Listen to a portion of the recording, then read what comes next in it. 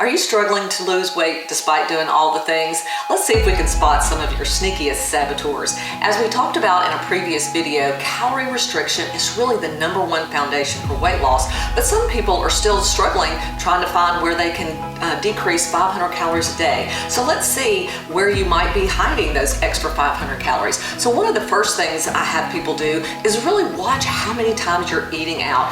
And eating out in people's minds sometimes thinks about a candlelit dinner or menus where somebody is serving you, but most of us are eating out a lot more than we think. Those are a lot of extra calories. So even if you're getting a salad, that salad could be one of the most calorie dense things on the menu due to all the extra calories that they put in them.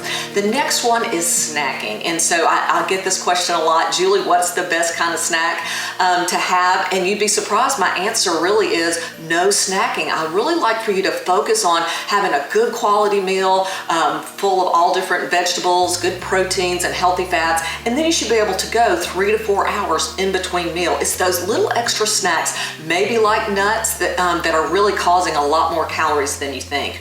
And then the third one is just tracking and maybe using a digital scale. So we think that we can spot 4 ounces of meat, but when you put it in the scale, it might be 8, 9, 10 ounces of meat. So weigh some things, even things like a potato. You might think you're having a really small potato, which is a certain amount of calories, but you're really getting 2 and even 3 times that amount of calories. So remember, we're just going for 500 calories a day, and those can easily sneak in with just bigger portion sizes. And so the last but not least is your fat calories. Now, I really love to promote healthy fats. We need them in our diet in all different ways, and I especially love olive oil, a really high quality olive oil, but it is about 120 calories a tablespoon, and people are slathering it on all different things and maybe, really overdoing it. I even hear people putting it in their coffee. So we can really overdo those calories. It's one of the most fat is one of the most calorie dense macronutrients that we have.